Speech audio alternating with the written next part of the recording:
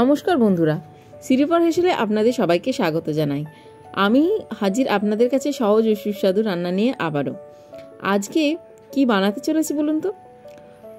ডালিয়ার খিচুড়ি। শীতকালে সকালবেলা নানা রকম সবজি দিয়ে, মানে শীতের সবজি দিয়ে ডালিয়ার এই খিচুড়ি কিন্তু দারুণ একটা রান্না। জলখাবারে কিংবা সন্ধেবেলায় কিংবা অনেকে রাত্রিবেলাও এইরকম একটা খিচুড়ি খেতেই পারেন, কেননা খুব স্বাস্থ্যকর একটি রেসিপি। বাচ্চাদের থেকে বুড়োরা সবাই এইরকম একটা হেলদি খাবার খেলে খুব ভালো। যাই হোক, খুব সহজভাবে বানাচ্ছি। সর্ষের তেলটা গরম করতে বসিয়ে দিয়েছিলাম, ওর মধ্যে দিয়ে দিলাম তেজপাতা, শুকনো লঙ্কা আর সাদা জিরে। খিচুড়ি যেভাবে রান্না করে সেভাবেই বানাচ্ছি, তবে নিরামিষ সম্পূর্ণ। এখানে দিয়ে দিলাম কেটে রাখা আলু আর দিয়ে দিলাম কেটে রাখা ফুলকপি।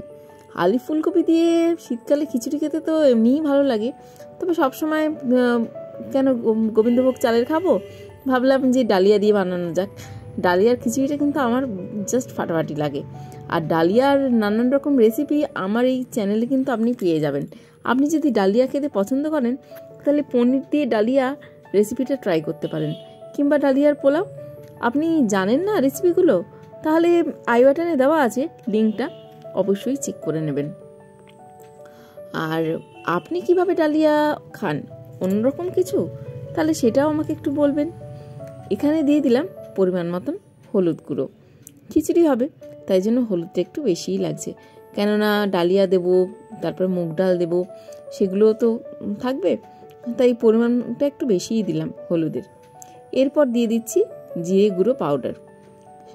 এবার জিরে গুঁড়ো, হলুদ গুঁড়ো আর তেমন কিছু মশলা পড়ছে না, তবে আপনি চাইলে এর মধ্যে ধনে গুঁড়োও দিতে পারেন।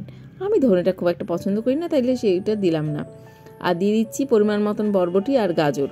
বরবটিটার বদলে আপনি বিনস দিতে পারেন, তবে দেশি বরবটি শীতকালে যেটা ওঠে আর কি, সেটার স্বাদটা কিন্তু জাস্ট অন্যরকম। আর আমার মনে হয় শীতের যে সবজিগুলো ওঠে বাজারে বা অন্যান্য সময়, যে সিজনাল ফ্রুট বা ভেজিটেবল আর কি যেটাই বলেন আর কি, সেটা কিন্তু খাওয়াটা আমাদের খুব প্রয়োজন। আর এই দেশি জিনিস যেটা বরবটি কিংবা গাজর, ফুলকপি, যেগুলো দেশি হয় আর কি, সেগুলোর স্বাদটা কিন্তু বেশ অন্যরকম আর স্বাস্থ্যের জন্যও ভালো। এখানে দিয়ে দিলাম পরিমাণ মতন নুন আর সামান্য একটু চিনি আমি এর মধ্যে দেব। আর দিয়ে দেবো এর মধ্যে আদা বাটা। বললাম আগে থেকেই যে খুব বেশি মশলা দিয়ে আমি খিচুড়িটা করব না। আপনি চাইলে গরম মশলা ব্যবহার করতেই পারেন, তবে শীতের খিচুড়িতে এত কিছু মানে সবজি টবজি থাকে তো, সেই জন্য গরম মশলার খুব একটা প্রয়োজন হয় না। এখানে আমি আদা বাটা, যেটা মানে আদা ঘষা যেটা আমি ব্যবহার করি, সেটা এখানে দিয়ে দিলাম। এরপর তেমন কিছু আর কাজ নেই, ভালো করে মশলাটাকে কষাতে হবে। যত সুন্দরভাবে কষানো হবে, আমি বারবারই বলি, তত সুন্দর কিন্তু খেতে হবে। ও টমেটোটাও দিয়েছি, সেটা বলতে ভুলে গেছিলাম। যাই হোক, আপনি তো দেখে নিলেন। এবার সমস্ত মশলা ভালো করে কষে নেবার পালা। শীতকালে আপনাদের পিকনিক কেমন চলছে? আমার বাবা টিকনিকে যাওয়া হলো না এবছর। যাই হোক, আপনারা কে কোথায় পিকনিকে যাচ্ছেন অবশ্যই কমেন্ট করে আমাকে জানাবেন, ঠিক আছে? খুব সুন্দর একটা রং এসছে, দেখেই বোঝা যাচ্ছে শীতের সবজি। বা এই যে টমেটো, ফুলকপি, আলু, বরবটি, এগুলোটা দেখতেই ভালো লাগে, তাই না? এখানে সমপরিমাণ ডালিয়া আর মুগ ডাল নিয়েছিলাম, সেটা আপনাকে দেখাতে ভুলে গেছি। যাই হোক, আমি ভিজিয়ে রেখেছিলাম খানিকক্ষণ সমপরিমাণ ডালিয়া আর মুগ ডালটা, সেটাই এখানে দিয়ে দিলাম। যতটা পরিমাণ আপনি করবেন ততটা পরিমাণই আপনি নেবেন। এখানে আমি ওই এক বাটি, মানে হাফ বাটি ডালিয়া, হাফ বাটি মুগ ডাল নিয়েছিলাম, সেটা ভিজিয়ে রেখেছিলাম খানিকক্ষণ। এখন এর মধ্যে মিশিয়ে দিয়েছি আর ভালো করে নাড়িয়ে চাড়িয়ে নিচ্ছি, এই আর কি। আর এখানে আমি গরম জল ব্যবহার করছি, আপনি ঠান্ডা জলও ব্যবহার করতে পারেন। আমার সকালবেলায় তো একটু তাড়াহুড়ো থাকে, আর গরম জলটা দিলে রান্নাটা একটু তাড়াতাড়ি হয়, স্বাদও ভালো হয় বলে। ঠান্ডা জলেও কিন্তু খুব একটা খারাপ হয় না। যাই হোক, খুব তাড়াহুড়োর মধ্যে রান্না করছিলাম, সকালে জল খাবারটা দিতে হবে সবাইকে। যাই হোক, সেই জন্যই আমি এখানে গরম জলটা ব্যবহার করলাম। আর এখানে ঢেকে রেখে দিয়েছি। সবজিগুলো অনেকটাই সেদ্ধ হয়ে গেছে, ডালিয়াটা সেদ্ধ হওয়ার পালা।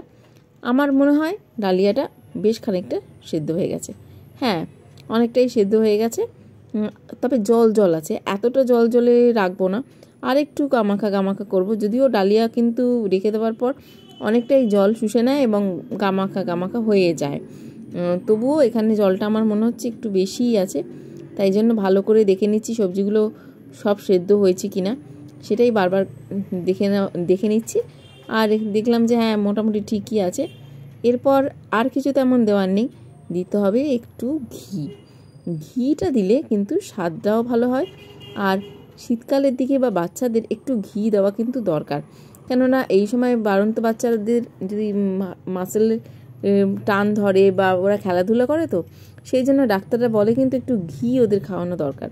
সেই জন্য আমি এখানে একটু ঘি দিচ্ছি, যেটা স্বাস্থ্যের জন্যও ভালো এবং স্বাদের জন্য তো সবসময় ভালো। দিয়ে দিচ্ছি পরিমাণ মতন একটু ধনেপাতা। শীতে রান্নাতে ধনেপাতা দেবো না, এটা কখনো ভাবা যায় বলুন তো? যাই হোক, আমি এখানে দিয়ে দিলাম ধনেপাতাটা। দেখতে তো ভালোই হয়েছে, খেতেও ভালো হবে আশা করা যাচ্ছে। আর এখানে আবার একবার ঢাকা দিয়ে দেওয়ার পালা, ফুটতে দেবো, মানে স্ট্যান্ডিং টাইম আর কি, যতটা সময় লাগবে ততক্ষণ আমি এটাকে একটু ফোটাবো। জাস্ট একটু গামাখা গামাখা যেটা বলছিলাম সেরকম করব। বাস, আজকের রান্না আমার কমপ্লিট। আপনাদের আজকের এই ডালিয়ার খিচুড়ি কেমন লাগলো অবশ্যই কমেন্ট করে জানাবেন। বাড়িতে অবশ্যই এই খিচুড়ি একবার বানিয়ে দেখবেন। আর ফেসবুক থেকে, ইনস্টাগ্রাম থেকে যারা এই ভিডিওটা দেখছেন অবশ্যই একটা লাইক দিয়ে যাবেন। আর ইউটিউবের বন্ধু চ্যানেলটিকে সাবস্ক্রাইব করে যাবেন। আসছি পরের ভিডিও নিয়ে। টাটা।